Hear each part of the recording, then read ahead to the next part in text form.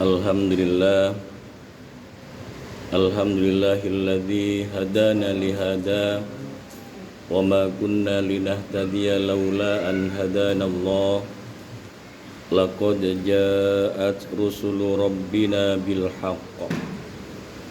Asyhadu an la ilaha illallah wahdahu la syarika lah wa asyhadu anna sayyidana wa nabiyyana Muhammadan abduhu wa rasuluh.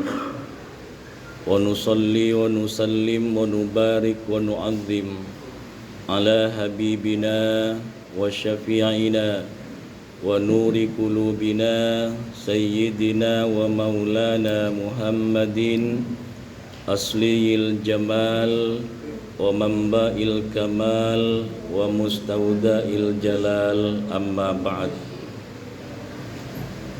Faya ibadallah, usikum wa nafsi wa iyaya bitaqwallah. Ittaqullaha haqqa tuqatih wa la tamutunna illa wa antum muslimun. Saudara-saudara kaum muslimin sidang Jum'ah rahimakumullah. Di awal khutbah ini mari kita tingkatkan takwa kita kepada Allah.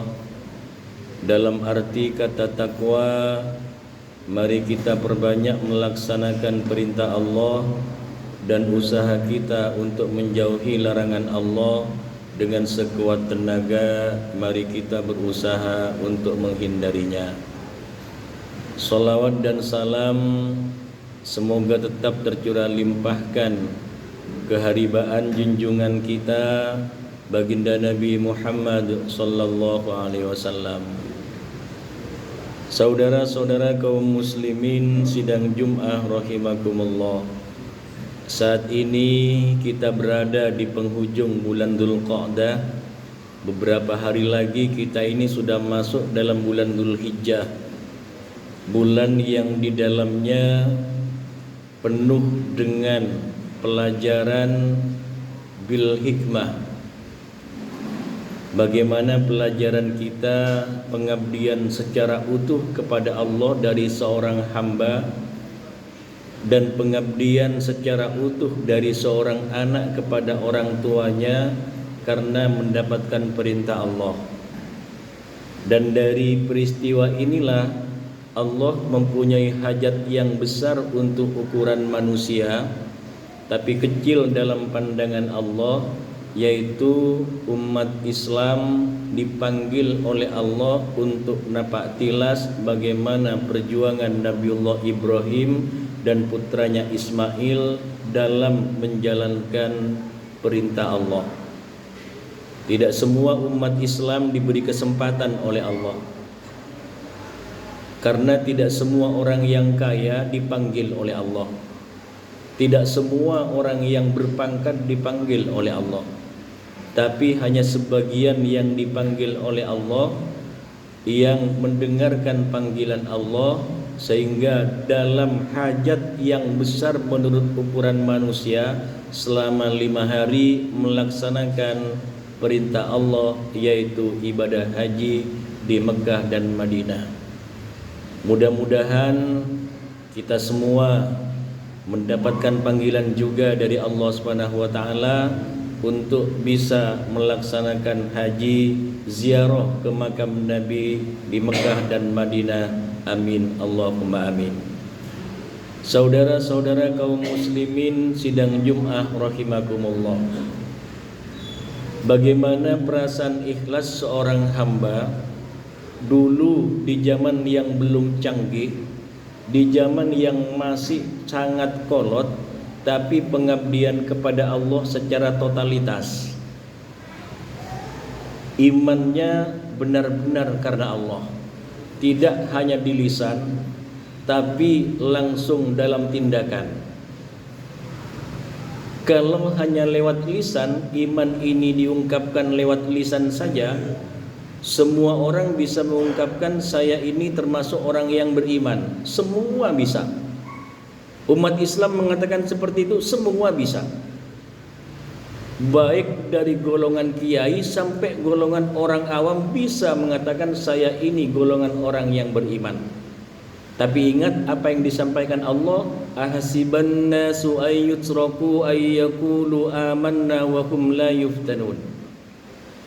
Apakah dengan mengatakan seseorang itu saya beriman kepada Allah ini tidak diuji? Apakah cukup lisan kita mengatakan saya beriman kepadamu ya Allah? Apakah Allah tidak akan menguji kita? Diuji oleh Allah. Dan ujian itu tergantung kadar kita masing-masing. Kalau ulama mutaakhirin ini mengatakan ujian iman ini, ujian dunia ini, padahal ini ujian iman ada 3, harta, tahta, dan wanita. Tapi sebagian ulama salafus soleh ini menyampaikan ada satu lagi ujian yang sangat berat. Apa ujian itu? Gila terhadap keramat. Ini yang paling berat. Harta mungkin bisa kita diuji.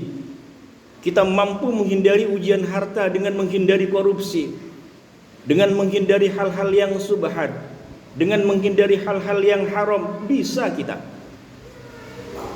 Karena kenapa? Solat kita menjadi benteng kita. Solat kita mampu menjadi pertahanan yang baik bagi kita. Ketika kita mau melakukan kejahatan, maka dalam pikiran kita, untuk apa kita bangun tengah malam? Yang lain enak-enak tidur, yang lain enak-enak berselimut, kita bangun tengah malam kalau masih mau melakukan kejahatan. Inilah min athari sujud kita, bekas sujud kita mampu membentengi agar kita tidak berbuat jahat dengan harta. Karena harta adalah titipan dari Allah Subhanahu wa taala. Saudara-saudara kaum muslimin sidang Jum'ah rahimakumullah. Selanjutnya yang kedua, tahta.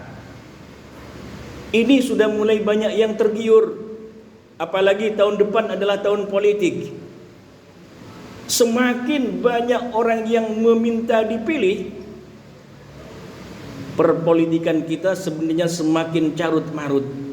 Padahal Nabi pernah mengatakan, janganlah engkau beri jabatan kepada orang yang meminta. Karena kenapa? Dia akan menyelewengkan. Kita ingat sejarah Umar bin Abdul Aziz, pengganti Sayyidina Ali karramallahu wajhah. Ketika diangkat menjadi khalifah, kata-kata yang pertama kali terdengar bukan alhamdulillah, tapi apa? Innalillah wa inna ilaihi raji'un. Ini sungguh-sungguh kecelakaan bagiku. Begitu diangkat menjadi khalifah, diresmikan menjadi khalifah, hartanya yang banyak langsung disumbangkan ke negara untuk kemaslahatan umat. Bahkan istrinya mengatakan Sayyidina Umar bin Abdul Aziz ini kepada istrinya mengatakan, wahai istriku, jika engkau ini gila akan harta karena jabatanku, maka karena hartaku tidak ada kusumbangkan kepada Baitul Mal, maka pergilah dari sisiku. Tapi karena engkau ini kalau mencintaiku, karena mengharapkan ridho Allah, kemudian mengharap surganya Allah nanti, dampingi aku dalam memimpin negara ini, ingatkan aku jika aku salah. Ini sungguh sangat luar biasa, dan mungkin sekarang ini tidak ada yang seperti itu. Karena kenapa? Ketika dia menjabat, maka dia akan mengembalikan berapa pengeluaran yang telah dikeluarkan. Kemudian yang ketiga, wanita. Seorang yang beriman ini kuat dengan ketidaktertarikan kepada harta. Diuji dengan jabatan, dia mampu. Kemudian yang ketiga, wanita. Ini yang banyak sekali jatuh orang-orang yang beriman karena wanita. Jatuh. Seorang presiden jatuh karena wanita. Banyak pemimpin dunia seperti itu. Seorang raja jatuh karena wanita. Banyak yang seperti itu. Tapi tetap kembali min athari sujud, bekas sujud kita, solat kita, ibadah kita akan mampu membentengi kita untuk terhindar dari ketiga godaan iman yang ada di dunia ini. Saudara-saudara kaum muslimin sidang Jum'ah rahimakumullah. Tapi yang keempat ini yang paling berat. Ujian yang keempat ini yang paling berat. Kenapa? Ujian keramat. Orang minta disanjung, menganggap dirinya yang paling pintar, menganggap dirinya yang paling baik. Ini yang paling berat, tapi mereka tidak menyadari. Perlu kita sadari, Islam ini tidak akan pernah hancur oleh agama lain. Agama Kristen, Katolik, dan Protestan, Bunda, Hindu, Konghucu tidak akan mampu menghancurkan Islam di Indonesia. Begitu Islam diusir oleh agama lain, dia akan bangkit. Orang yang tidak sholat pun akan bangkit membela Islam. Kenapa? Dirinya Islam, dipanggil oleh Islam. Tapi Islam ini akan dirusak oleh orang Islam sendiri. Kenapa? Dibenturkan antara orang Islam sendiri. Bukankah sekarang sudah kita dibenturkan? Kalau lihat di medsos silahkan, banyak dibenturkan. Yang satu menyalahkan yang lain menyalahkan yang satunya. Terus demikian. Siapa yang benar sekarang? Merasa diri yang paling unggul, merasa diri yang paling benar. Sekarang kita tanya, bagaimana Nabi diutus ke dunia ini? Nabi dengan jelas mengatakan, bu'ithu liutammima makarimal akhlaq. Aku diutus ke dunia ini untuk menyempurnakan, memperbaiki akhlak manusia. Nabi tidak pernah menghina orang lain.